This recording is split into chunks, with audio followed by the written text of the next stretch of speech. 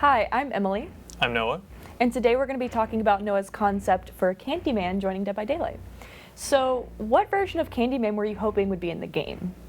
I personally would like to just see the original 1992 film version of Candyman being put into Dead by Daylight. I'm a game designer and I just like playing games and then trying to think of adding new types of like gameplay mechanics or characters or things that I personally enjoy. So, what will his special power be?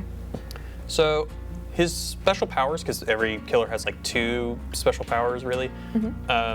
His first one would be a bee swarm. So the bee swarm he'll be able to throw out the bee swarm, and that'll be like an AoE, like an area of effect. And if a survivor is caught in that area of effect, then they suddenly have the bees start swarming around them, and they get alerted to, Candyman gets alerted to their location. So it's basically meant to be like a scouting tool to scope out survivors and see where they're hiding. And so for his other power, I would have him be able to teleport to any hook on the map that's not broken. Okay. So it's kind of similar to Freddy's power, where he can teleport generators, but it's just for hooks. And I guess like for counterplay to that, at least, the power will take a long time to channel, so that gives survivors, if they're close by enough, the ability to sabotage a hook in time to cancel the teleport.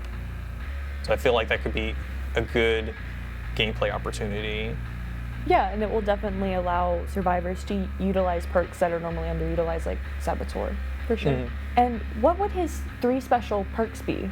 I had 5 that I conceptualized, so I'd like to hear your thoughts on which ones you think would make like the most interesting perks. Okay. First one is Believe in Me, which you can call the entity to instantly destroy a breakable wall from a distance of 32 meters.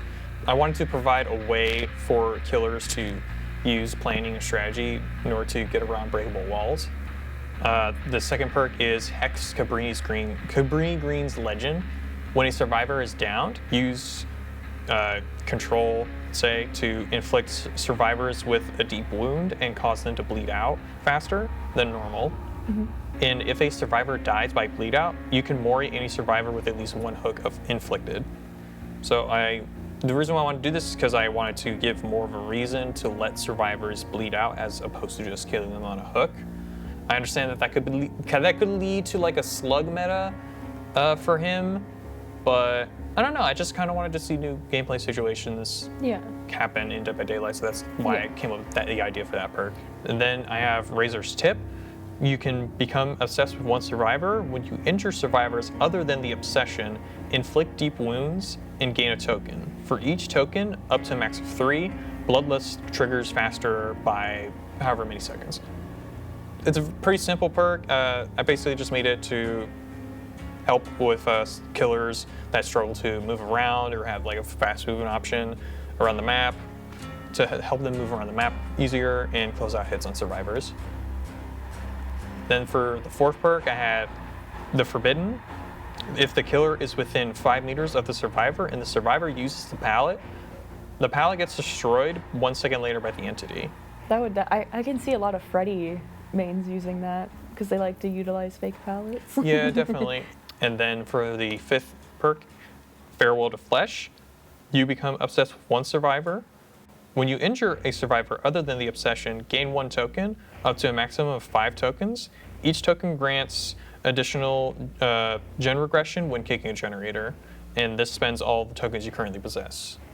So this perk, I would say, helps to encourage you to not tunnel a certain survivor, and then it rewards you for just hitting like all the survivors around the map, just moving around the map more, applying more pressure.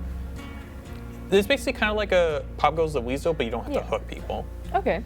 I think those would definitely make for some interesting challenges in the game, would definitely add a new aspect of different play styles that we would see within Dead by Daylight. So and I like how you named him because it definitely does relate to Candyman's character, especially with the obsession, because as we saw in the movie, he's completely obsessed with the main girl in that movie, which I'm forgetting her name right now. Helen. Yeah, Helen, there we go. Yeah, he's like completely obsessed with her. So I think that ties in very well into DVD and the concept of the obsession and everything. And so I'm Emily.